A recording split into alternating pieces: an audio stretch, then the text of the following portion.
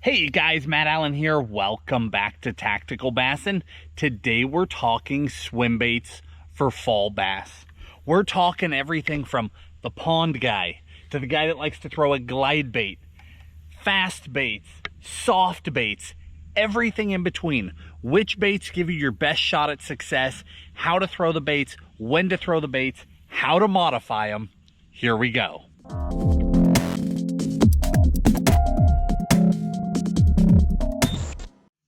The swim bait is an amazing way to catch big bass. These baits have incredible drawing power, and it's what makes them so unique. Big fish will come long distances just to look at them, even when they're not hungry. And of course, they eat them too. The swim bait does an unbelievable job of specifically targeting monster bass. Now, we've been on this downsized kick lately because that's our pattern here. We've been throwing little tiny stuff, but that is changing. And in the part of the country that you're in, it may have already switched this fall. As water temperatures start dropping, the swim bait bite comes into play, and it goes all the way through the winter and all the way through the spring. Really, you can throw them year round, but if you want to have the best odds, it starts now and it goes all the way to the spawn. Now today, we are going to break this down. First, we're talking baits.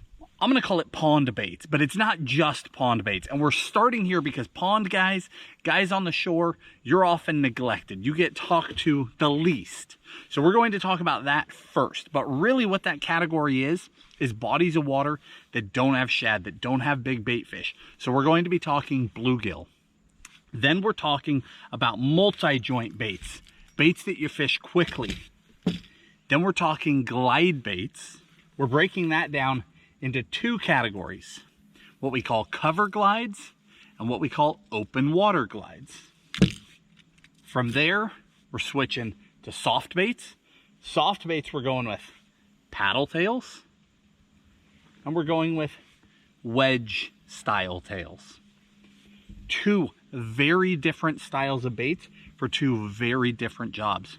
We'll talk hardware, and then we'll talk equipment, the rods, the reels, and throughout this entire thing, I'm going to talk specifics on how to fish every single one of these baits. I want you to come away with this video, with an incredible amount of confidence to throw a swim bait, because this is something that you can do. It does work where you live. It has worked for a very long time. All over this country, people are figuring or have figured that out. But a lot of people are still way, way behind the times on the swim bait bite, and you really want to give it a go. Now, again, we've been on that small bait kick lately, but this is an incredible way to catch them. We've been throwing big baits for a very long time. To my knowledge, my 17 pounder was the first fish over 15 to ever be caught on an 8-inch Huddleston. That's how long we've been throwing these baits. Now, there are guys that have been doing it longer, but a lot of them have come and gone. Today, I want to pour out as much of the knowledge that I've gathered over all that time as I possibly can to help you guys catch more fish. So let's start with that bluegill or pond category, okay? We've got soft baits and hard baits. So in the fall, almost everything revolves around bait fish. There's a time for a jig, there's a time for a bluegill bait, but in 99% of fisheries, it's all about shad profiles, trout profiles, herring, shiner, but not everybody's on those bodies of water. Some people are on those water bodies where the fish are eating panfish, they're eating bluegills. In that category, I've got 4 hard baits, 2 soft baits, and that is it. Okay, let's start with soft baits. This is a bait that I fell in love with this year. It's a new bait. This is Savage Gear's little bluegills. Okay, this one has a jig hook. This one has a great big weedless hook hidden inside of there, and it is amazing that they get such a big hook to completely vanish inside of such a little bait, but they do it. Both of these are little, I mean, they're small bluegill profiles, but both of them get bit incredibly well. So there are a lot of soft bluegill baits on the market. The biggest issue with them is that they're large. It's really hard. A bluegill profile is a very tall profile. It's very hard for a bass to eat that. Every once in a while, we'll be out on the lake and we'll see a dead bass come to the surface, or a bass come up that's struggling because they've got a bait fish stuck in their mouth and they're choking on it. 9 times out of 10, they're choking on a bluegill. A bluegill's body shape, even a live one, is very difficult for a bass to eat. So it stands to reason that when you're imitating that, it's hard for them to eat your swim bait too. So a lot of those tall or larger bluegill profiles, when the bass come in to eat them, they bounce off them. They get a hold of them, but they don't get a hook. So this little guy is a smaller profile all the way around, soft bait, it crumples right up, but they can get the whole thing in. So this is by far the smallest bait we're going to talk about today. Everything else is way, way, way bigger. But if you're throwing bluegill profiles, this is an awesome way to go. Now, how do you choose between them? How much grass is in your water? If you have a lot of grass, the weedless profile is a must. If you're deep in heavy cover, you've got a bunch of laid down wood and debris in the water, that weedless bait is the way to go because it'll come right up and through all that stuff. And then when those fish eat it, you hammer them and they've got, let me pull that hook out. They've got a giant hook in their mouth. That's awesome. I mean, that is a huge hook perfectly hidden inside a little bait. Now, if you've got more open water, you're just fan casting, throwing by hard cover, definitely go with the exposed hook. I love jig hooks, okay? I'm gonna tell you that throughout the day. Given a choice, I throw a jig hook. The reason why, there's a couple of reasons why. One is that you have an exposed point and it's sharp. So if the fish comes in, you're a little bit out of position for whatever reason, you've done something wrong. Fish comes in and grabs that bait, there is a shot that that hook point will catch skin on its own, okay? And even before you go to hit them, that fish is already skin hooked. And then when you hit them, you bury that hook and you've got that fish. Now, the issue is that if you don't have the right gear, they can come up head shaking and thrashing and throw a jig hooked bait. So if you throw a jig hook, gear is everything. You need to hit those fish and grind them as hard and as fast as you can go and get them to the boat or get them to the bank. If you mess around, if you fight them, if they're taking drag, they are going to win the fight. We're going to talk a lot more about that as the day goes on, but how you fight these fish is critical. Do not mess around with a swim bait fish. When you throw a swim bait, you are not trying to catch the smallest fish in the lake. You're trying to catch the giants. And when you're trying to catch giants, you want to put all the odds in your favor. So this is the one time, if there's never another time, you want proper hardware, proper gear, proper line, fresh hooks, fresh knots. Do everything that you can, because sometimes it just goes wrong. You do not want it to go wrong over something that was preventable. Okay, now let's talk hard baits. I've got 4 of them here. The first one is this guy. This is an S-Waver 168 bluegill color, okay? Now you can see this one doesn't have hooks on it, and you can see that it's been beaten to death. I've got a lot of baits that I just keep because they've been beaten to death and I have so many good memories with them. This is one of those baits. So this isn't even a bait that I keep in the boat anymore. That's why there's no hooks on it. This is a bait that I literally have sitting on a shelf because there's too many good memories with that one. I'm afraid to lose it. But I pulled it down to show you just how thrashed these baits can get. The bass will murder these things. If I could only have one hard bait, one swim bait in the hard bait category, one hard bait, one soft bait, one hard bait, the hard bait would be an S-Waver 168 to go anywhere in the country. Okay, now if you're the guy that's fishing where there's no shad, there's no trout, there's no anything else, then 100% it's this bait in this color. Okay, and I'm going to link all the baits, every single one of them, down in the video description broken out by category for you. Favorite colors, hook upgrades, all those things to make this simple. Because I'm covering so many baits, you couldn't possibly remember all of it, and I know that. This is an in-depth video, okay? We are covering it all. So, the first hard bait, S-Waver 168, Bluegill. The second hard bait is a Jackal Gantarelle. This is a bait that I slept on for years. I did not realize the power of this bait, and a couple years ago I saw it. I saw it firsthand. I was out fishing with some friends and they were smashing them on this thing, and I finally connected and it registered. The stars aligned. I got it. So here's the deal with this bait. If you just straight retrieve it, it's got a really tight, very odd swim. That's not the way to fish this bait. Now the S-Waver, I'll tell you how to fish it when I talk about some of the other baits.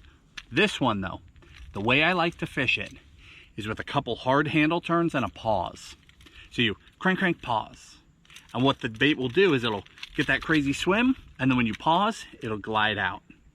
Crank, crank, crank, glide out. I fish this bait around cover. I do not fish it in the open water. But in a pond situation, almost everything is cover driven. Either I'm fishing it along grass lines, I'm throwing it up to visible stumps, to dock pilings down the edges of rocks, where I feel like I know exactly where that bass is going to be. When you crank it, so what I'll do is I'll swim it, working up to where I think the bass is, okay? Let's say I've got a rock right here. I swim it, pause, swim it, pause. But I make sure that when I'm here, the swim goes right past the rock, and then after I pass it, I pause. Okay? Now follow me on this. The reason why is that if you've got a single piece of cover where you know that's where the bass should be, now it's not a guarantee, but if that's where they should be, you want to make the absolute best presentation right at that moment. So what I do is I swim past the bass, then I pause, and that bait will turn, and that is the opportunity. If that bass was sitting next to that rock, next to that dock piling, on the edge of that grass, right when that bait passes, that fish is watching. It's watching it swim, and it's deciding, do I hit it, do I not? When you pause and that bait turns, and it might turn away, it might turn towards, right when it turns, that is the exact opportunity where the bass says, this is my moment. And it either does nothing and it lets the bait go, or it absolutely smashes it. That is one of the beauties of fishing tight to cover. When you're fishing open water, when you're just fan casting, you never know when a fish is going to rise up. You never know when they're behind it. But when you're fishing right up along cover and you're picking the spots, and this is something you can do from shore. You can walk that bank, find the very best spots. You can use Google Earth to your advantage, time on the water. You identify the areas that should have fish, you swim up to them, and you do a perfect presentation right on the spot. You will get a lot less followers and a lot more biters. That is the difference. If you swim along and you stop too soon, and that fish sees all that happen, then it comes by him again and it stops too soon. Then he watches it go on.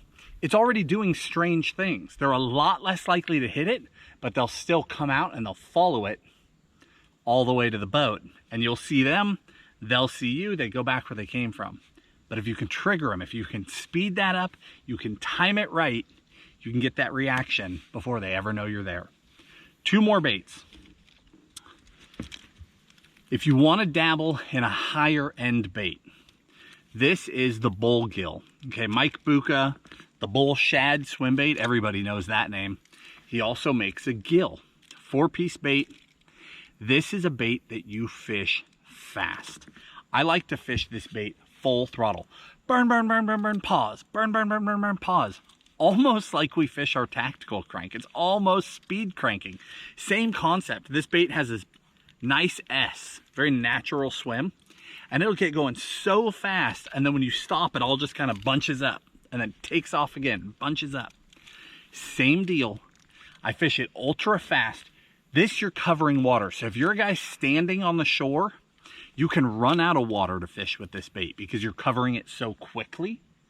But if you're on a boat, whether that's a John boat or a bass boat, you can just go down the bank, just burn, burn, burn, burn, burn.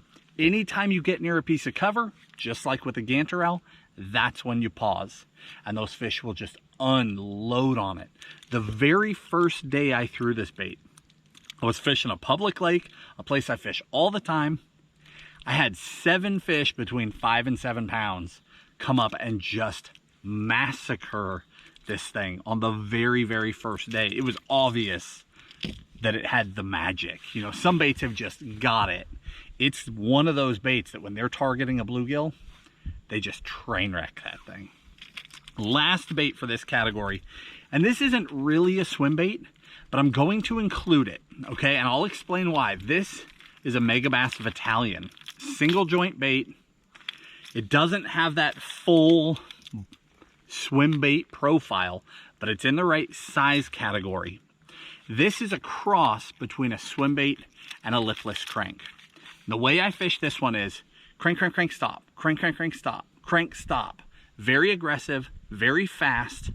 And what it'll do is it'll get a good swim to it, and it actually has like a wobble to it too. It's a very different action, but it's loud. And again, they unload on it. I've done well on largemouth. I've done well on smallmouth.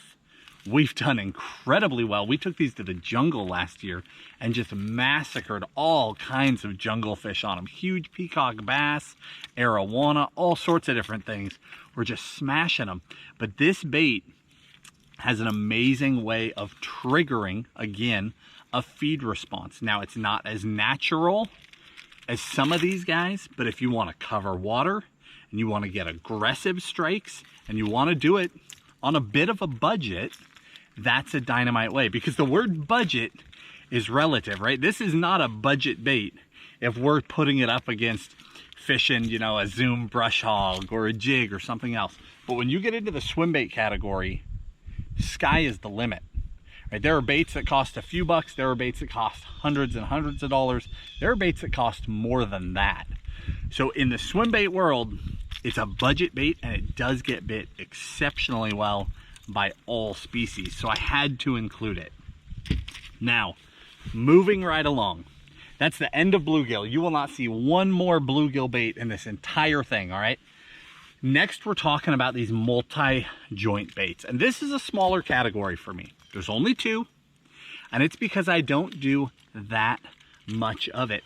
My forte, the thing that I connect with the best for hard baits, is the glide bait. That's why there's 8 of them, and there's 2 of these. But I would be doing you a huge disservice to not talk about it, especially this early in the fall. This is a style of bait you're going to fish right now. As that water gets colder, we're going to give it up in favor of the slower baits. Then again, in springtime, as that water is warming up, we'll pick it back up. Now, there are guys, especially, you know, Florida guys, that can throw it year round because the water never gets so cold that they can't do it. Guys in the north, there will come a time where you definitely need to put it down in favor of some of the other baits. But this category is all about getting a fish to come up and just let loose, just fly off the handle, massacre that bait. And it works extremely well in pressured fisheries. See, if you're throwing a slow, soft bait and you're doing it on a fishery where the bass see bait after bait after bait, a lot of times they're going to look at it, they're going to follow, but they're just going to let it go. But when you come by doing something no one else is doing at a speed no one else is doing it, just like our speed crank, we talked about how when we're cranking those baits, it's all about drawing a core reaction out of the fish. It's about getting a feed response, whether or not they want to eat. That has nothing to do with it. A slow-moving bait, it requires a bass to come up, look at the bait, eat the bait. They actually go through this, follow it. It's like they're analyzing it and deciding whether or not that's a good meal. This is the other end of the spectrum. This is, something's coming, what is that? Eat it or let it go. Split second, that's all they've got. So 2 baits in that category. This is, again, Mike Bucca's bull shad. Okay, if you're going to do it with this bait, the 6-inch or the 7-inch are by far the most, I'm not going to say reliable, but they're the most consistent. The baits that get bit the most often. This is a triple trout. And with the triple trout, I either throw the 7-inch or the 8-inch. Okay, so pretty similar sizes. Both of these baits, I fish them fast. Now you can slow either one of them down and they'll give you just a great mid-column swim. But that's not where these baits shine. These baits shine going fast. Again, that's been the trend so far. When we get to the tail end of this, we'll get away from that fast business. We'll be talking about something completely different. So make sure you hang with me. But right now, we're talking about that warmer water just starting to cool, aggressive bass. They're moved up, they're feeding, they're ambushing bait fish, whether that's small shad, big gizzard shad, herring, it could be anything. If they're up, they're around cover, they're on grass edges, they're on laydowns, cover water quickly. Burn, burn, burn, burn, burn, burn, pause, burn, burn, pause. And it's not a long pause. When we're running this style of bait, you're flying along. When you pause, you don't want that bait to stop and then sit there like a jerk bait and slow sink. That's not what we're after. When I say pause, I'm just talking about a break in your cadence. It's flying along and it breaks and continues. That's all it is. It's just that short little moment where you pause just long enough that if a fish is doing 100 miles an hour right behind that bait, trying to catch up to see what on earth that was, and the cadence breaks, and that fish was right here, he can't help but run into it. And fish have this core response that if they're 2 inches behind that thing and it stops, they open up. They do it every time. They just open up and slam that bait, whether or not they wanted to. And that is very unique, and that's why you need to know about that category of bait, and it is something that should be in your arsenal. All right, we're moving on to glide baits. Glide baits are a huge category by themselves. We're breaking this category into two. Again, open water glides and cover glides. What is the difference? This is something we've talked about before, but I'll give you the Cliff Notes version of it, okay? Open water glides are the baits that we're going to throw on the big water reservoirs.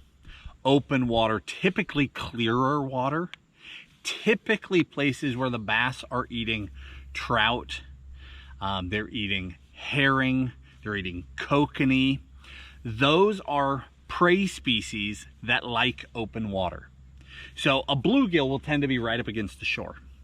A kokanee, a trout, a herring, they'll tend to be out in the open. So the bass have adapted to that. So the bass on those bodies of water will tend to sit out on the ends of long tapering points. They'll suspend out off of corners. They'll suspend on bluff walls. Okay, they'll sit on large pieces of structure. They'll suspend under docks. Big open water glide baits are baits that have this wide swim. And the reason that you want that is because you're out over such open expanses of water that it takes time for the fish to get to the bait. The fish, if you've got, let's say, a slide swimmer as an example. Slide swimmer's got this big swim to it, okay? That bait, if you're fishing it, let's say 5 feet down over a point that's 15 to 20 feet deep, this is a big bait. Bass will come a really, really long ways to take a look at it and to eat it. The larger the bait, the farther a fish is willing to come to look at it. And that's important. If you've got this guy right here, a bass might come 1 foot, 2 foot, 4 foot to eat it. If you've got a bait like this or like this, a fish might come in one fishery, they might come 5 feet, 8 feet. In another, they might come 20, 30, 40 feet. In crystal clear water, they come unbelievable distances to look at these baits. I've had fish come up off the bottom in 40 to 50 feet of water and come all the way up to a bait that's this far under the surface because in crystal clear water, they can see it, and it's a big enough meal that it's worth their time. So they come incredible distances. But if that bait's got this tight little action and it's coming to the boat quick, and a fish is coming up, we'll say 15 or 20 feet to look at that bait, the bait will almost be to the boat by the time the fish gets to it. So these big open water baits, that wide swim spends more time out there in the water. The bait is literally going farther to get from A to B, and it gives the fish more time to rise and to look at them and to eat them. Now, the biggest issue with those big open water baits is that it's really hard to trigger a strike. See, when we fish a glide bait, we use this cadence where we slow roll and then we twitch, twitch. So what you've got is a bait that will be swimming along nice and slow, and then it'll pop, pop, okay? What it does there, what we're imitating, what we're going for, is a bait that's swimming along, doesn't know that the fish is behind it, and then it turns and it's a funny, that first twitch is just a little funny. What I want that fish to be presented with is a bait fish that has busted it. In other words, if the bass is back here and this bait's just gliding along, that bass can swim there comfortably forever, deciding what to do with that bait. But as soon as you get that funny turn, that bass is now presented with a moment where if this was a real bait fish, it has seen the bass. That next hard twitch where that bait glides off a totally new direction, that bass either has to strike or let it go. Very similar to the reaction strike we were trying to pull with a gantarelle or a bull shad. That is the presentation that we like to use because it creates a moment where that bass should feed. That's what we're after. Now, the bigger the open water bait, so a lot of the custom baits, you know, you can get 12, 14, 16, 18-inch swim baits. There are giant swim baits on the market. If you guys follow us on Instagram or Facebook, you've seen some of the monster baits that we own. I have this addiction to these crazy custom baits, all the way up to a couple of feet long. Now, the problem with any of those monster baits is these glides are so huge that there's no way to twitch them. They just can't do it. If you try to do it, they like turn upside down, or they swim funny, or they'll hinge so far around that now they're faced the wrong way. You can't get them to come back around. So there has to be a balance.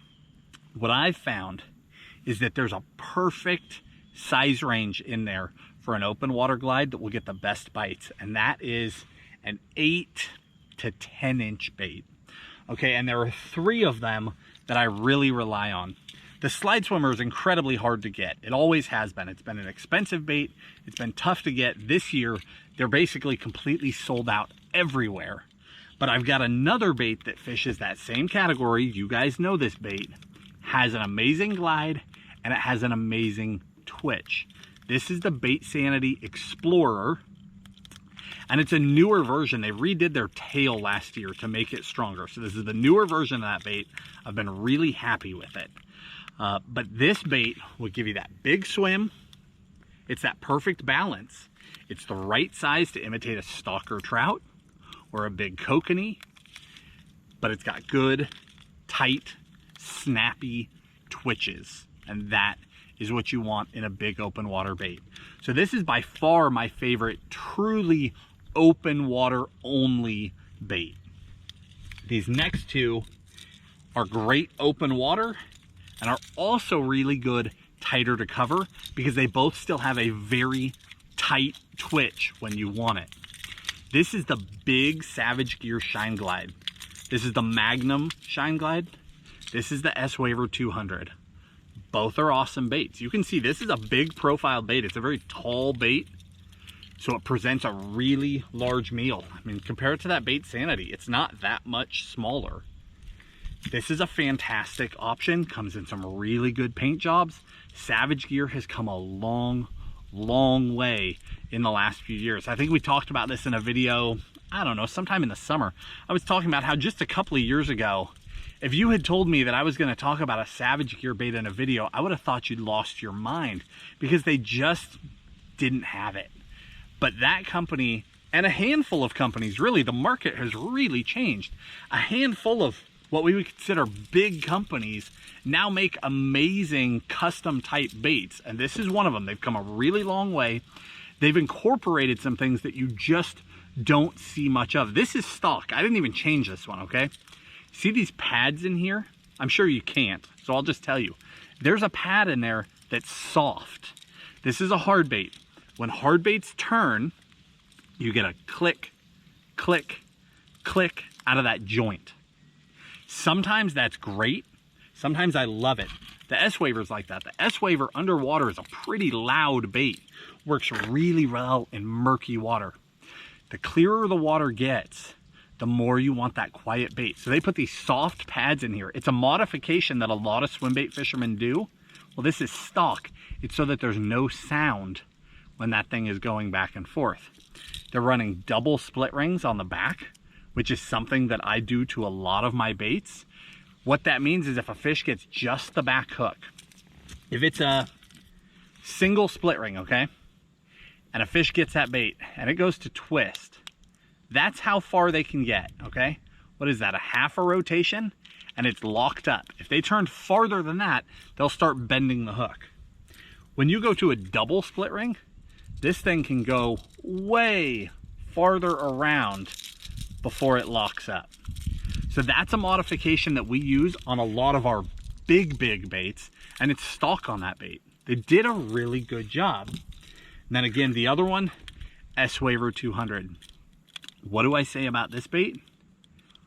It smashes them. This is a great size because it's big enough to fish in open water. It's small enough to fish around cover. Now, if I was only fishing cover, I'd throw the smaller size, and we'll get back to that one in a minute. But this one will do both. Tim and I have caught more fish on the S-Waver 200. I mean, countless. Probably in the thousands of bass on this bait. It's just an amazing bait. It's not super quiet. It actually has a lot of racket in the water. It pulls fish up. They come to it, especially in murkier water. Water that's got, let's say, less than 6 or 7 feet of visibility. This thing is out of this world. It's just that good. Now, when that water gets super clear, those baits with bigger swims that are quieter, they'll pull those fish farther. All right, now let's transition over. Let's talk about the cover glides. Cover glides are essentially the exact same thing. In fact, a lot of these are just smaller models of the open water glides, but they fish very differently. Much tighter action. So the swim is going to be more like this. Okay, none of this big, wide S-turning business.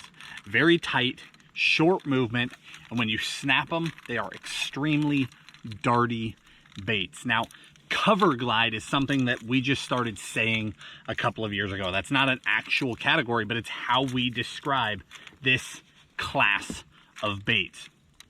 I've got 4 for you, and this is one, okay? I just brought a couple of them. I want you to see, this is a Sneaky Pete. It's a G-Rat bait. Both of these baits were brand new at the start of this year and have just been brutalized by fish. So many teeth marks. I've had to change hardware so many times. I'm just wearing out hooks. Both of these baits just have got the mojo. No way around it. So this, again, is a loud bait. Listen to this. It's got an actual knocker inside of it. There's nothing subtle. There's nothing quiet. There's nothing sneaking up on the fish about this bait. That's a cover bait. This is a bait that, again, much like what we were describing with bluegill baits, you want to throw at targets.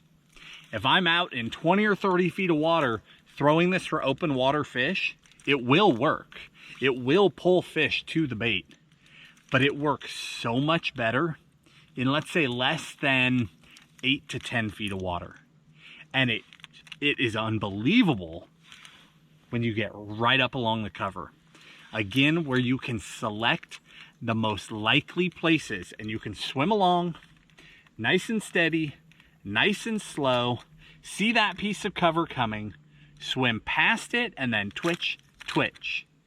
And if that fish is there, more often than not, they will let loose on that bait. That is how all those teeth marks got into that bait. You guys might remember Tim and I this spring, we were exploring some of these smaller glide baits, these cover glides. We did a video where we were just fishing side by side and just sticking fish. And that's what we were doing, was swimming right up, twitching right up against cover, and drawing that reaction. So that is an excellent choice. Another great one is that smaller Shine Glide, the standard Shine Glide. It's a 185 size. Again, softer joint. It'll absorb, tons of flash. It's a great bait. It reacts well. It twitches well. If you've got those golden shiner, herring, some of those taller profiled minnows, that is a really, really good option. Bait Sanity. You've got the Explorer, and then you've got the little Antidote. The Antidote is another killer bait. This one fishes, I've got fish blowing up right here. I'm so passionate about this, I'm going to keep talking about it instead of grabbing a rod and firing on these fish. But I will see them in a little while. This is another great bait that is really twitchy. Now it has a tendency, it comes in an ultra slow and a slow sink. So it is meant to be fished high in the column. It's not a bait that you're going to get down 8, 10, 12, 15, 20 feet. You're just not gonna do it. Some of those bigger open water glides, you can count them down and you can fish them lower in the column. This guy, not so much. You're fishing it up shallow, right up against cover. This to me screams dock fishing. I love where you can throw it right up shallow behind a dock, slow swim it. That's the beauty of a glide. You're not covering an insane amount of water. Slow swim it behind that dock, all the way down the edge. And when you get to that last corner piling, twitch, twitch, and draw that reaction. Last but not least is the S-Waver 168. It's the smallest of the bunch. Okay? But going back to the start of this video, if I could only own one hard bait, this little guy is it. This one bait. I said we've caught thousands of fish on the 200. I can't even begin to tell you how many fish we've caught on the 168. And giant fish, double-digit largemouth, mega spots, mega smallmouth, huge fish on this thing all over the country. It is the most reactive, twitchy, aggressive glide bait that I've ever fished. I love this little guy. When we first got our hands on this bait, the damage we did with this thing was out of this world. We caught so many big fish. In more recent years, where you have so many options, right? It's countless swim baits that you can throw. Where this has really stood out and where it's really shined for me is, well, one, it smashes smallmouth day in and day out. Everywhere they live, it catches them. But talking giant largemouth, because that's what most of you are doing, what I found is that even on a trout lake, even where they're eating big profiles, if everybody is throwing a swim bait, if you show up to a tournament and you start seeing glide baits sitting on the decks of all these boats, I go down to the little guy and it just flat catches them. If I could only have one color, it's this color right here. S-Waver 168 Light Trout. It's not pretty. It looks more like a banana than it does a trout, and it catches fish from coast to coast, top to bottom, well, farther than that. We have destroyed them in Mexico with that bait. It works everywhere. Now you notice this one has a red hook. That is a modification that I will sometimes do. I would never do it with a slow rolling soft bait. I would never use it for that. I only do it on aggressive baits. The S-Waver, the way we fish this bait, 4 handle turns, 2 twitches. 1, 2, 3, 4, twitch, twitch. That's how we fish it. Nice steady swim, 2 hard snaps, continue the swim, 2 hard snaps. That's how that bait goes. particularly spotted bass. Spotted bass get so angry that it's like they just want to kill everything and they don't even take the time to aim. A red hook can make all the difference. When you're fishing these baits, if you fish a red hook on the front, when you're twitching that bait, they are so much more likely to eat that red hook and really get it good and then get a second hook somewhere else. And you've got that fish pinned versus coming up and just smashing that thing head first or T-boning or clipping the tail. They'll eat it 80 different ways. But that guy right there will help dial them in, because a lot of times when they're coming up, they're tailing that bait, and then when it does the twitches, that's their moment, and they just hit the first thing that stands out. It's usually the eyeball. They aim straight for the eyes. If you're hanging a red hook, it's the red hook. They'll end up getting a mouthful of just that hook. You'll catch a bass that's only 2 pounds. It'll have its mouth pinned shut, all 3 hook points in the lips, and the swim bait hanging on the outside. That's when you know it's working right. Your hook up to land ratio is excellent with that. But again, the S-Waver 168 has been the most consistent glide bait for me for years and years and years. All of these baits are excellent. They all have a time and a place, and a lot of them didn't even exist. Almost all of them didn't exist when we were building confidence in this bait. So these days, we throw a lot of them. You know, I pick this thing up to throw it so much now.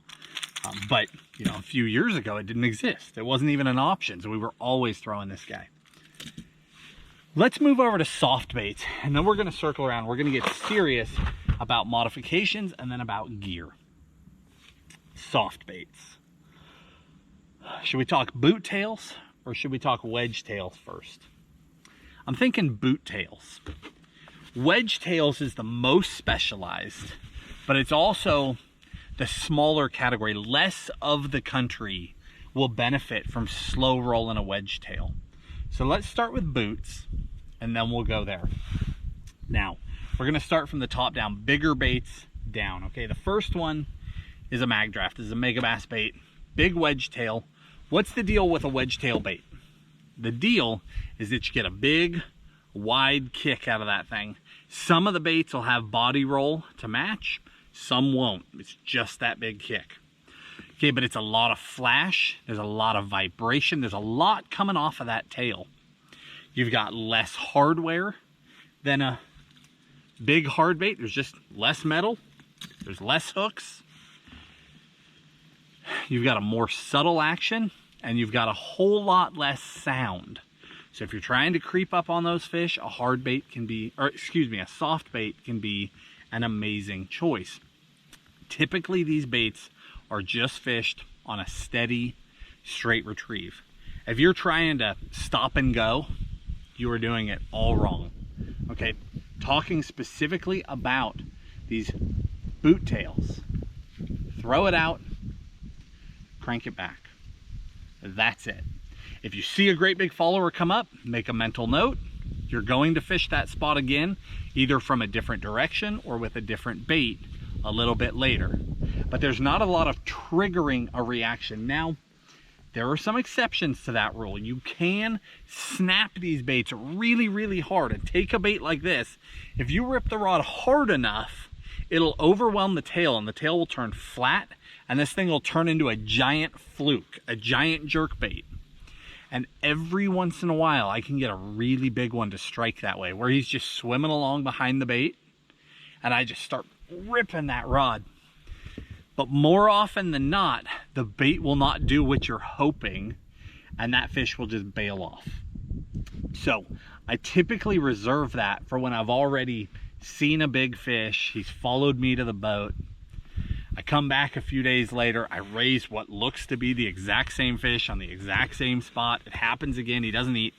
Somewhere in there I'm thinking, I've got this fish figured. I know where he lives, I know his spot. I know he's interested in a big bait. Next time I see him, I'm gonna try ripping that thing. It's almost like a big muskie, right? You're hunting one bass. Now some lakes you don't really see that. Fish travel a lot more, but especially on trout and kokanee lakes, sometimes a monster bass will live on the same spot year after year after year, and you get to know those fish, and in fact you might catch them multiple times over the course of their life, and you'll see that fish growing. So that time where I've raised a fish repeatedly and I feel like, you know, I'm probably just not ever gonna fool this fish, that's when I'll try that giant, ripping, aggressive rod snap to try and, again, my bait's swimming, it's doing its thing, overpower it, get it to cut a couple of times, essentially turn it into a glide bait very briefly, and you've got one shot where that fish you've never been able to catch might just lash out. So the mag draft is an awesome option. This is a bait that, again, like that Gantarelle, I overlooked for a long time. Last year we did an underwater comparison of a bunch of boot tails, and this one stood out, and I put it into the arsenal so fast. Tim and I learned from those underwater videos just like you guys do. So I take note, because it's not like we see this stuff underwater every day. We're the ones shooting the video. But what we see underwater when we get back to the computer, what you guys see when we put that video out, is just as eye-opening to us as it is to you half of the time. So that's what got the mag draft back into my arsenal. And it comes in a couple of great sizes. There's a little guy, you've got the 8-inch, and there's an even bigger one that's a great bait for pulling fish up a long way. And this color, I just love that color. It's awesome. All right, next up, the trash fish. Now this is the big trash fish. This is the big one. This is the fat trash fish, the little fatty, okay? Totally different profiles. And there's a handful. There's a regular trash fish, but these are the two that I like the most. I like the big one, and I like the fatty. Now Tim did a very in-depth video about these. Time flies, probably 2 years ago. But this is an amazing, amazing bait that is so overlooked. Now the trash fish, if you try to fish it fast and mid-column like a mag draft, it's not happening. The tail will blow out. It's so soft. See, I can just turn this bait into nothing. It's so soft that the speed will just overwhelm it, and that tail will kind of lift up and it'll just have like a little waggle to it. This bait is meant to be fished slow on the bottom. Let it hit, slow roll. You're fishing it on a beast hook, okay? Weighted beast, screwed into the nose. When you fish it slow along the bottom, rigged like that, it will come through almost anything. It'll come over logs, it'll come over rocks, and you just fish it slow. Every time it bumps into something, all the fins are moving, the tail's back there wagging, and it just plain gets bit. It gets bit much like the wedge tail style baits, but it does it with a much more bait fish profile. So that is an amazing bait that is overlooked by a lot of people. They don't even understand what it's for, because if you tie one on and throw it out and wind it back, it doesn't look very good. You're going to pass on that bait. But if you understand that its job is to get down low and to go slow and to work your way through where you already know the fish are at, maybe you already graphed them with your electronics, turn around, set up, throw that thing out, and just slow crawl through those fish. They will eat it. And it's got a huge open cavity in here. You see that? I mean, there's just nothing in there. As a result, even with that weedless hidden hook, your hookup ratio is great. Everything just collapses out of the way. And then again, those are the two sizes that I like. The little fatty is another excellent bait. I like fishing him up around shallow water, up around the grass, but the exact same presentation. Next up is a Kitech. This is the 6.8. There's also a 7.8. Well, there's everything from a 2.8 on up, but the 6.8 and the 7.8 are what we're talking about today, bigger baits. The 6.8 Kitech is a phenomenal bait. You can rig it on that same beast hook, or you can put it on a exposed jig head. I throw it on my Matt Allen swimbait head, 3/4 ounce. That's what I throw it on the most. If I'm fishing open water, if I'm fishing faster, I fish it on that. If I'm fishing up in the junk, I fish it on a beast hook, typically the 8/0 beast. But that bait does not have a ton of body roll. It has a huge tail kick. So murkier water, it really shines. Couple more, and then there's one other thing I want to talk about, and that is this treble hook on the belly. I want to come back to that. I'm saying it out loud so I remember, but a couple more baits for you. This is the Osprey. 6-inch top hook talon. This bait has worked for as long as the Huddleston has worked, even longer. The top hook talon has been around a really, really long time. We've caught countless fish on it. We catch them in the daylight. We catch them in the night. It's got a great jig hook. Again, jig hooked baits, it is important that you fish them on the right rod. When you fish this bait, we typically fish it on the bottom. Throw it out, let it hit the bottom, start winding. You don't have to stay glued to bottom. It's not like a trash fish where you need to just slow touch every rock and crawl over them. This one, once it's down there, you can speed it up, and you just want to tick bottom once in a while, okay? Just a medium retrieve. Cruising along, good tail kick, clipping rocks once in a while, and it'll just draw those bone-jarring reaction strikes. When you feel them hit this bait, really any of these baits, there's an incredible argument about when to set the hook, how to set the hook. Do I sweep it? Do I smash them? Nobody can seem to agree, and I'm pretty opinionated on the matter. I smash them, and I smash them the second I feel them. When they so much as breathe on that bait, I hit them with everything I've got every single time. And more on why that is when we get to the gear. But with a jig hook, with an Osprey, hopefully you guys can see through that bait. Hopefully there's enough light shining. All this lead up here, you can see it inside there. All the lead is forward. So when you stick that fish, all the weight in that bait is out in front. If you're not pulling hard enough against that fish, when they come up to thrash, that thing will turn and it'll pull itself right out. You'll lose that fish. So with a jig hook, you've got to plant it and just grind, grind, grind, grind all the way to the boat. Hopefully you've got a net man ready to go. If you don't, a lot of times, that's why you see us boat flipping those giant fish. Because when you get them to the boat and they start turning around and twisting, that's where they're gonna come off. So get them in the boat. Now again, that sounds like a negative. To me, it's not. I prefer a jig hook. I love to plant that hook, bury it. I've got that fish stuck dead to rights and I'm just going, as opposed to a treble. Some people like one, some people like the other. Now the last bait is this guy right here. This is a Scottsboro. This is the 6-inch Scottsboro. Fishing it on a big beast hook. This one, that same video where the mag draft stuck out, I'd already been catching a bunch of fish on this bait, but I didn't actually realize how magical it was. I mean, I knew it worked. I knew I was catching fish, but it wasn't until I saw the underwater swim that I went, that bait's special. It just had this body roll that went with the tail kick that just screams, eat me. It's just got that secondary action. So tail, that's primary. Some baits only have primary.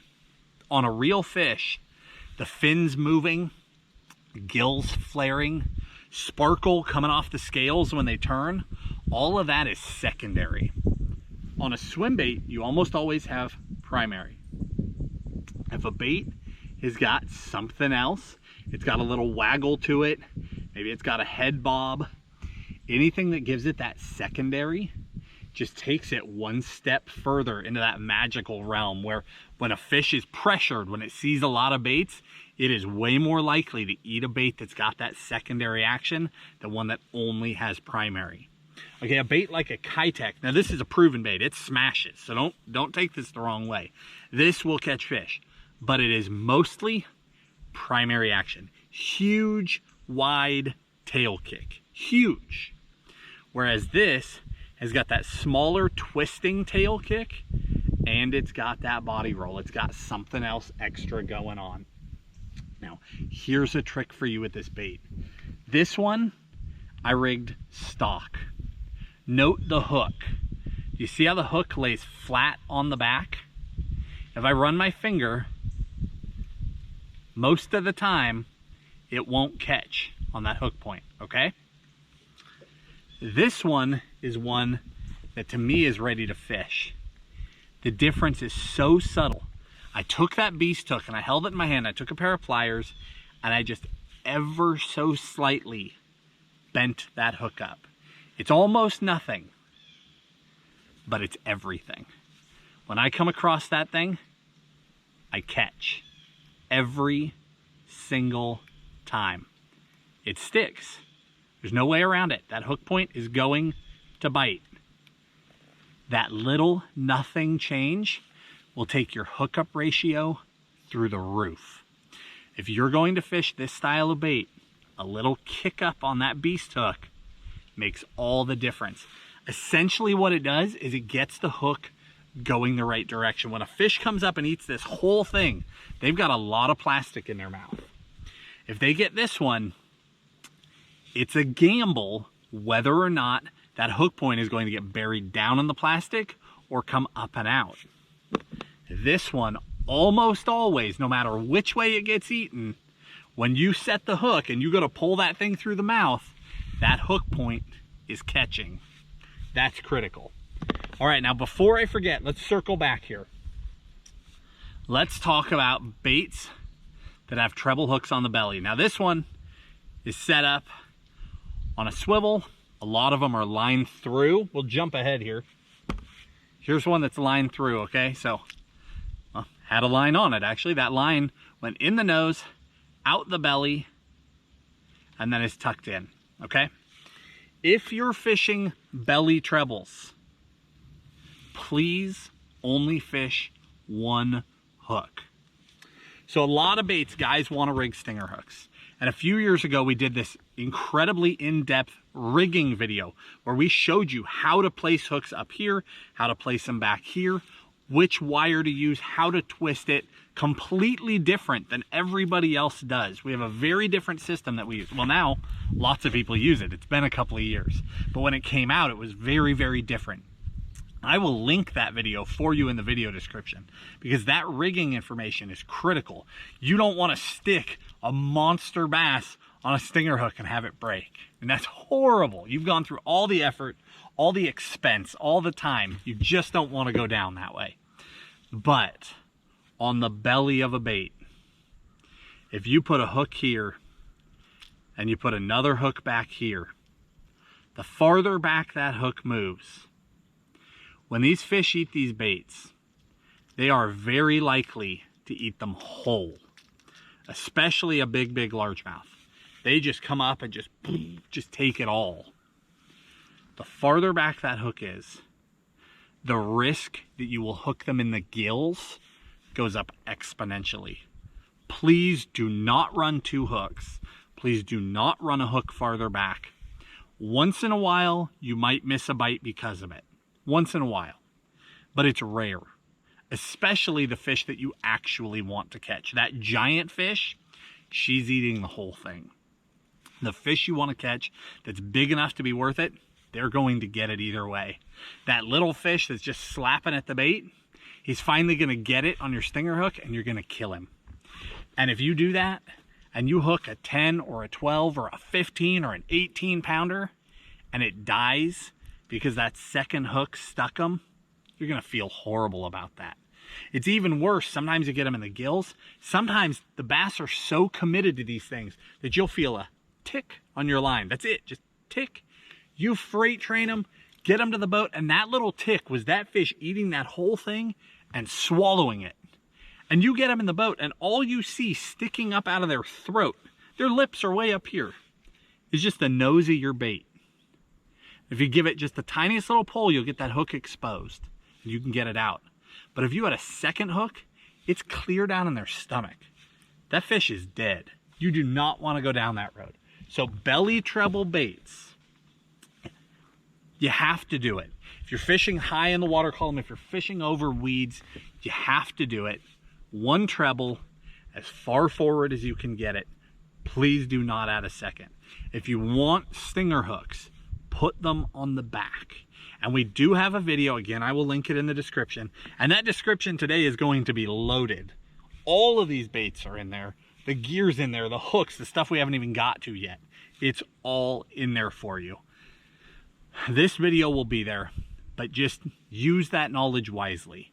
These fish take a really long time to get big. The fish you're out there searching for, she didn't grow that size overnight. So don't kill these fish. Take care of them, get them in the boat, get them back in the water just as fast as you possibly can. All right, that's enough preaching. Let's talk about the last category of soft baits. Guys, we are going long today, but I really wanted to do this one time. I just wanted to dump the knowledge out there for you. You can absorb it. You can take the pieces that apply to you. You can go out there and catch the fish of a lifetime. So, the last category is these wedge style tails. The Huddleston was the beginning. You got the 10-inch, the 8-inch, the 68, the 6-inch, all the way down to their little shads. And by the way, if you didn't realize it, their little shad with a top hook that's been out of stock for years and years and years. I'm talking, I haven't seen them in stock in probably 5 or 6 years. Is 100% back in stock. At least it was at the moment that I shot this video. So I'll include that in the video description. If you're a guy that throws the Hud shads and you haven't been able to get them, you can get them right now. Back to the Huddleston overall. The 8-inch is by far the bread and butter bait, if you will. The 68 is also really good. That's the 6-inch bait, but with an 8-inch tail. So it's got a bigger, wider kick. These baits can be fished a multitude of ways. By far the most common is as the water cools down, we tend to get away from the boot tails. The boot tails work as the water is cooling. Let's say as you get into the low 70s, upper 60s, the bite really comes on. And they'll already start eating this there too. But as it gets even cooler, as it drops into the low 60s and then dips below that, the boot tails will start to fade. The wedge tails come on really, really strong. The wedge tail bite will continue all the way down until your water gets another big old blow up right here on a shad. Oh, on a bunch of shad, still chasing them. That's all right, let's focus. So, the wedge tail will work all the way down to water temperatures in the high 30s. You can throw this when a guy is throwing a jig, fishing ultra slow. You can throw it when guys are throwing the float and fly. And you can throw it when guys are speed cranking, like Tim and I like to do. All the above, this bait will work through all of that. So again, we typically throw boot tails as we're headed through fall. I spend all my time there. I don't throw a wedge at all. Once that water temp really starts to crash, the grass is really dying back, the fish are backing off of the bait fish, they're starting to be more structure and cover oriented, they're sitting on hard rock bottom, they're sitting up against boulders, they're sitting on lay down trees, they're sitting on transitions or the ends of long tapering points. These are all important places. When the fish get out on that hard structure, rather than chasing bait fish, I switch over completely to that wedge style tail and I put the others away. That wedge will carry you all the way through winter. The number one way to fish it is ultra slow. Throw it out, let it go all the way to the bottom, let it hit the bottom, and then start the slowest, most painful crawl you can imagine. And for years, I want you to take this in, okay? This is one of the most important things I'm going to tell you. If you're throwing a Huddleston and you're throwing it in the winter and the water is cold and you're cold, slow, slower than slow. I've had countless clients come out on the boat with me and we go to throw a Huddleston and we start into it and they're going slow. Well, they think they're going slow and I tell them slower. Okay, now go half of that. Okay, now go half of that. Now go half of that. Every single time we go down that road, that person says, I've watched the videos, I've listened to the words, I just didn't understand how slow you meant. I'm talking, it can take so long, pay attention to my hand, to make one handle turn. I'm not exaggerating. This bait sits upright on the bottom on its own. This hand is still going. We're almost halfway through a handle turn now. There we're at the bottom of the turn. It sits upright no matter what, and it is just crawling across the bottom. Crawling. There's a handle turn for you. That's how long it takes. When this thing is going that slow, the tail's really, I mean, if it's doing anything, it's next to nothing. But when it bumps into something, it sends the shiver down the bait and that tail wags. They just eat it. It just works. It works the best around rock. We fish it on rock piles. We fish it on rocky points. Fish it uphill coming out of creek channels. Anywhere where it's contacting bottom. Now, of course, we snag them and we lose them. I mean, there's no way around it. We carry good bait knockers, good lure retrievers, and we do our best to get them back out. But, I mean, if I had to try and put a number on it, this is not a joke. I'll bet in the course of my swim baiting, I have broken off 300 to 500 Huddlestons that I bought at retail. But we have caught so many big fish on them, it's just worth doing. You take the cost of buying a bass boat, buying all the gear, buying all the stuff in hopes of catching a 10-pounder. You take that dollar amount, and then you compare that to buying a John boat and the 10 or 15 or 20 or 50 or 200 Huddlestons you might lose in your life trying to catch 10-pounders. I mean, it balances out. It sounds crazy, but the math works. These baits work when you get them down and you go slow and you fish them where they are going to get stuck. Get good with a lure retriever to get them back out, but sometimes you just lose them. When you're fishing it this way, when you're going that slow, when you feel that tick, I don't care if it's the faintest tick you've ever had or it is a freight train, you hit them with everything you've got. This is the ROF 12.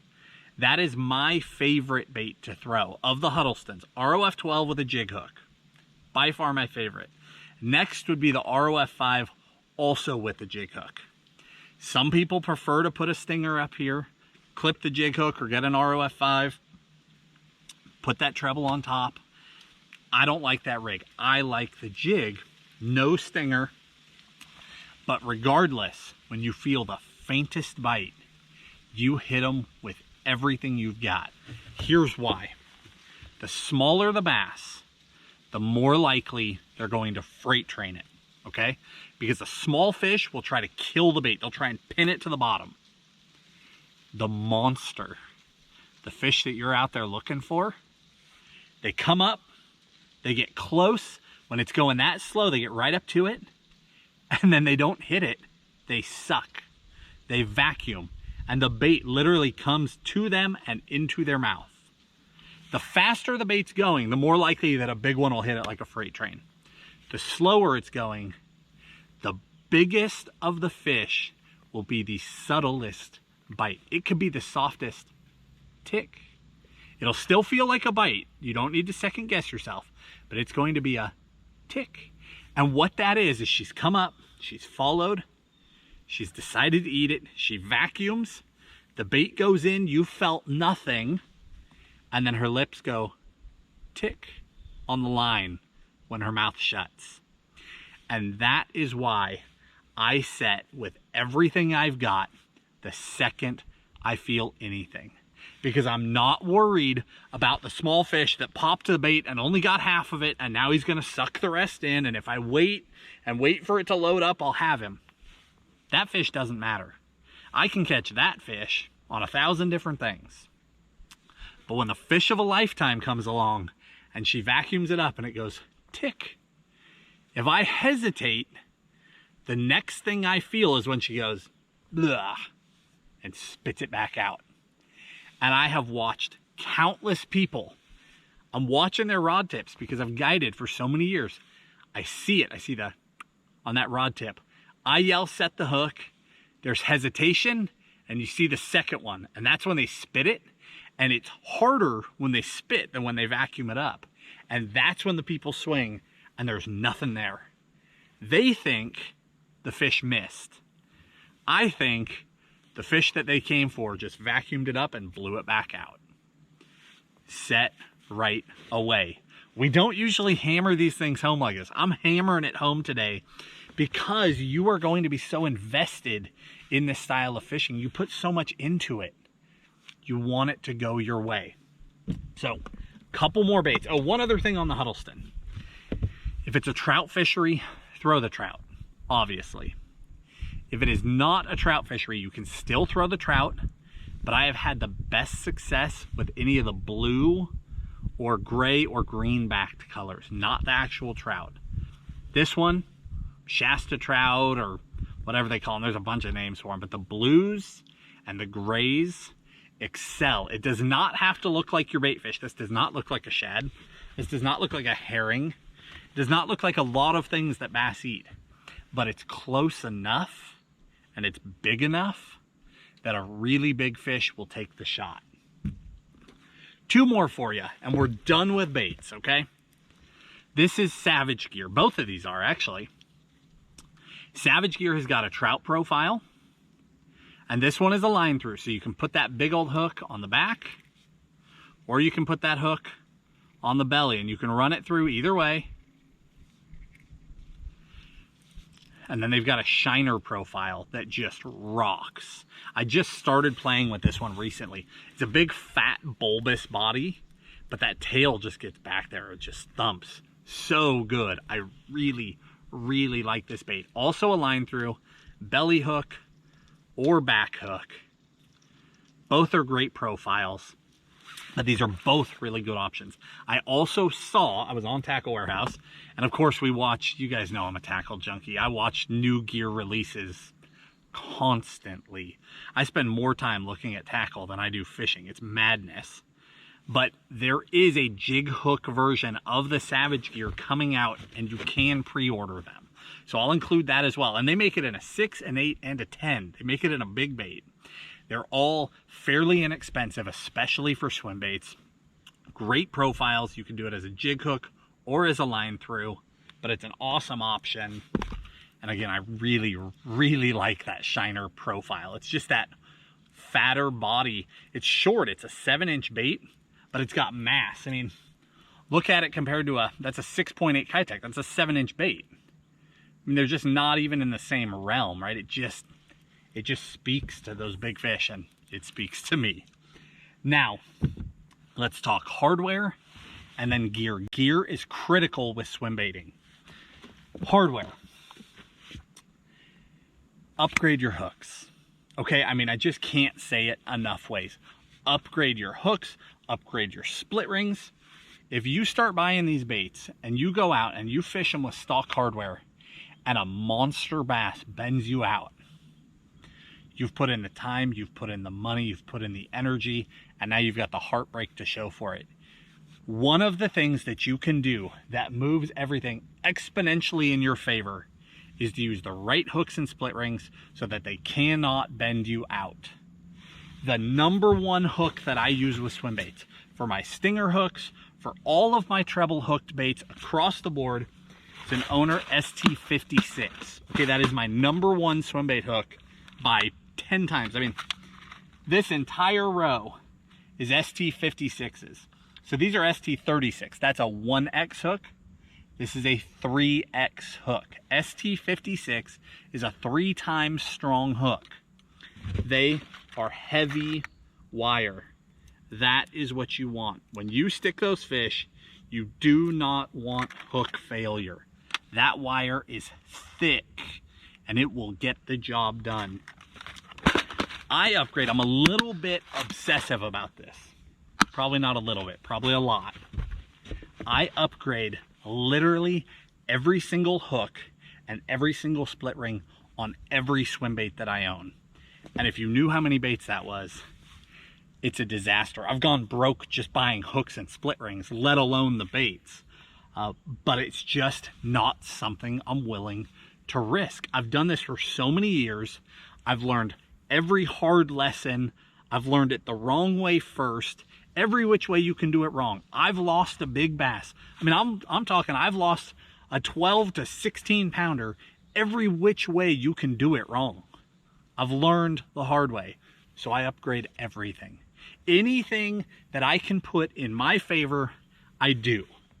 Every single hook at a minimum should be hooked to a Hyperwire split ring. An owner Hyperwire, well, none of these are stock. I don't have anything to compare to. A Hyperwire split ring is so much stronger than your stock split rings. If you've ever had a big one, take a split ring and turn it into a figure 8. You come back and yours looks like this and your hook is missing. You know that gut-wrenching feeling. Hyperwire split rings will avoid that. They're just a stronger wire. They do great. Owner last year created something way stronger. So you've got stock, then you've got Hyperwire, then you've got these guys, Ultra Wire. I don't know if that'll show up for you or not. Ultra Wires are a swim baiter's best friend. I've started switching everything to Ultra Wire just as that added assurance. Now, my small stuff like a S-Waver 168, I'm throwing that on a lighter rod, so that is still Hyperwire. But all my open water baits, the cover glides that I'm putting up against really big fish, anything I'm throwing for a striped bass, anything I'm throwing for a really big fish, all of it is Ultra Wire split rings. It's just that much more in my favor. It really does make a difference. It's something that you can control that makes a tangible difference. Now on to gear.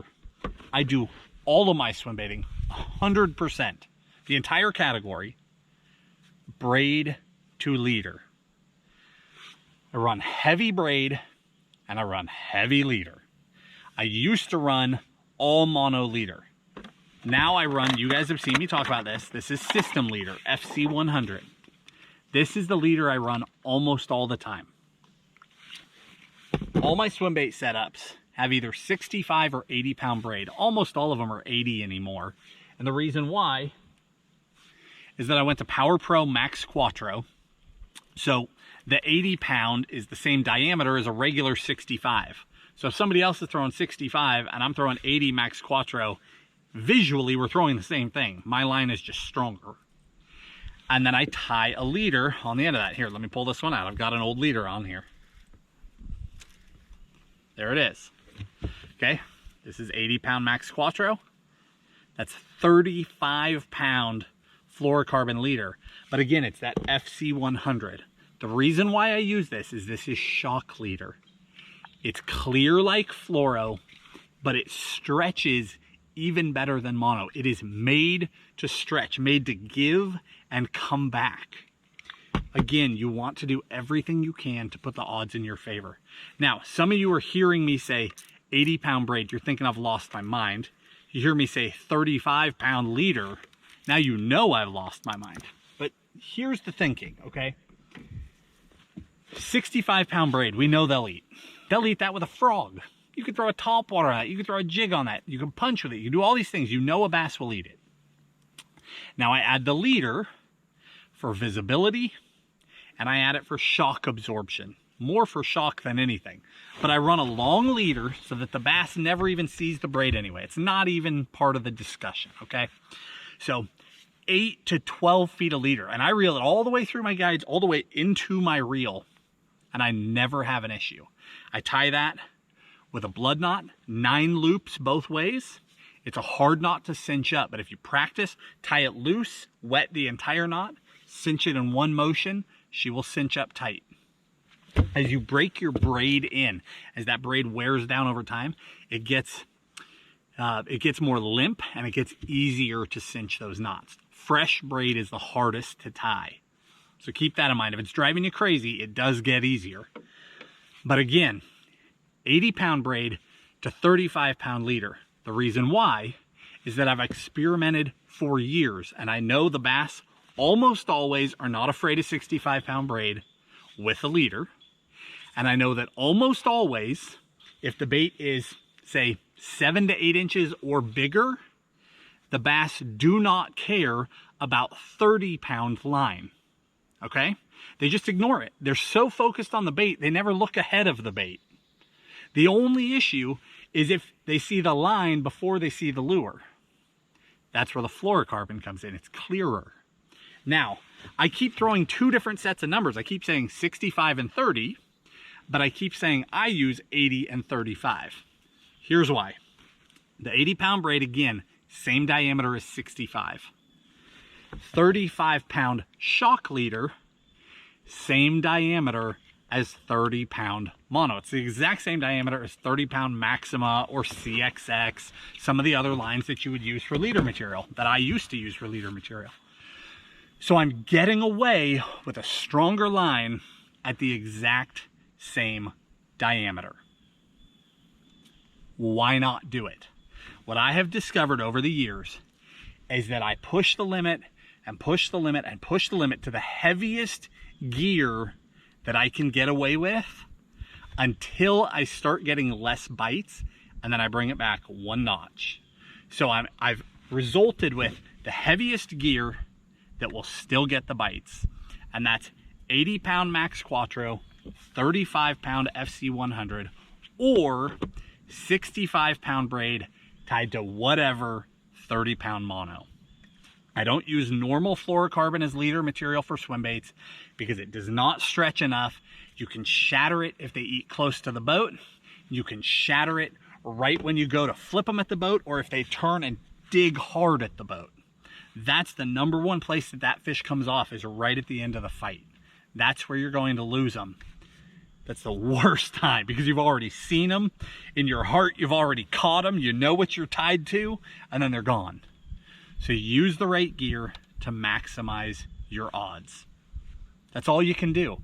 Now, sometimes those fish are still going to come off. Most of the time you're going to get them. But if you've put the odds in your favor and they still come off, you've done what you can do. At least you got to interact with them. But if you lose one over something silly that you had the ability to control, that one burns for a very, very long time. We've done fail stories where I've told you about fish from 10 years ago, 15 years ago, that still burn. And it's because I did something wrong. So last but not least is the gear. I'll tell you flat out, my favorite combo is a Tranx 300 on that Loomis IMX Pro 966. That said, this combo is virtually impossible to get this year. I'm still going to link it for you so that you can check back and see if they're in stock, because it's such an incredible combo. It's the only rod I've ever used that is really, really good for big soft baits and big hard baits. It does both well, and that just didn't exist previously. I've always had a jig hook rod or a big soft plastic rod and a big glide bait rod, two different rods. This one will do both. But COVID has destroyed the supply chain of everything that we do in life. This is no exception. They are really hard to get this year. They'll be back soon, so do check back, but it's an amazing combo. That said, there are some other great options. On the higher end, one of my favorite rods, Mega Bass Destroyer, the Onager, however you pronounce it. Phenomenal soft bait rod. What's so interesting about this rod is it has this extremely stout tip section, but a misleadingly soft mid. So when you're fishing with it, it feels like a broomstick. I mean, it feels like it's a pool cue. But when you set the hook, all of a sudden the mid will load up. And it actually loads really, really nice. Now, this is a higher end rod. Again, I pair it with that Tranx.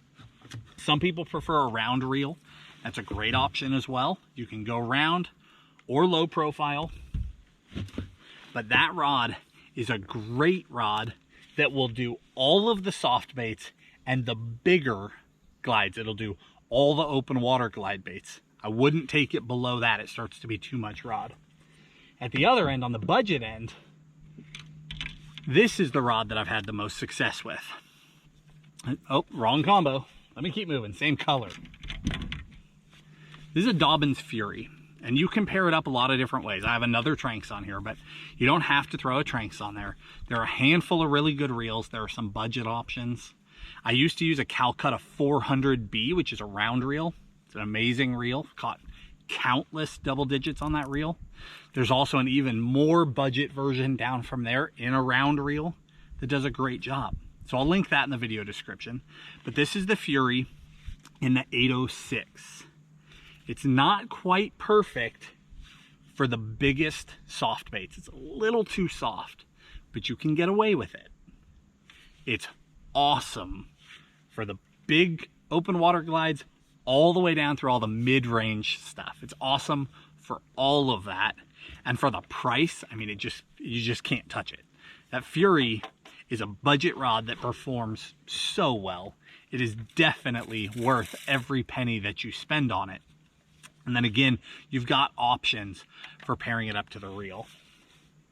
The biggest thing is that you want the right swim bait rod. Now the smaller baits, stuff like a Vitalian, the small bluegill. Remember that small bluegill? We talked about that like an hour and a half ago. This video is no joke. I'm giving you everything I've got all at once. The S-Waver 168, see, those are size 2 treble hooks. They're not monstrous. Stuff like that, you don't need a dedicated swim bait rod. That stuff will throw on a jig rod. Anything larger than that, as soon as you step up to a size 1 hook or bigger, dedicated swim bait rod, it'll make the difference. Now, I'm not saying you can't get away with it. The first, I'd have to go back and look at the notes, it's been so long, but the first 10 or 12 double digits that I caught on a swim bait, I caught on a jig rod. I mean, almost a glorified crankbait rod. I put a lot of treble hooks on them. I mean, there was nobody helping back then. We didn't know. So I put stinger hooks all over the place, hooked those fish any which way I could, and there were enough hooks and enough bend in the rod that somehow I would land some of them. And I was landing giants. But I lost way, way more than I landed. If you get a proper swim bait rod, it'll pay for itself over and over and over and over. And even if it only pays for itself once, that was the time that mattered. So guys, get out there, throw these baits. You can catch these fish other ways. You can speed crank them through winter and it works incredibly well. But there's something special about throwing a swim bait. And one of the biggest things about throwing a swim bait is you specifically target a certain size class of fish. Yes, a little one will eat it, but nowhere near as often as the giant. The giants want that bigger bait and they will follow it. They'll come up, they'll show themselves on a fishery you fished your entire life and never seen a monster. You go out with a great big open water glide or a 10-inch mag draft. You throw that thing all day up high in the water column, and on a lake you fished your entire life and never seen a big one, they will just come up out of the woodwork just to look at it. Whether or not they bite it, it will blow your mind what's swimming in your waterway. And the swim bait is the best way to see them and one of the best ways to catch them. I hope I answered a lot of your questions. Again, all of this in the video description will be broken out by style because there's no other way that I could do this without it being completely overwhelming for you. But I'll do the very best I can to separate it out. And even for all these baits, give you favorite colors. To make it quick, I love trout profiles. I love those chartreuse shad profiles. Obviously with the bluegill baits, you know what to do. Light trout will catch them anywhere. It does not matter if they've ever seen a trout. And if you are striper fishing and you do not throw bone, you are blowing it. I'm not saying it's the best every day, but I'm saying that it is the best overall across the country. Guys, if you enjoyed the video, hit that like button. Subscribe to the channel. We do things like this all the time. Just sit down and pour ourselves out and give you everything we've got for free over and over. Subscribe to the channel. Share it with your friends. We appreciate you, and we'll talk to you soon.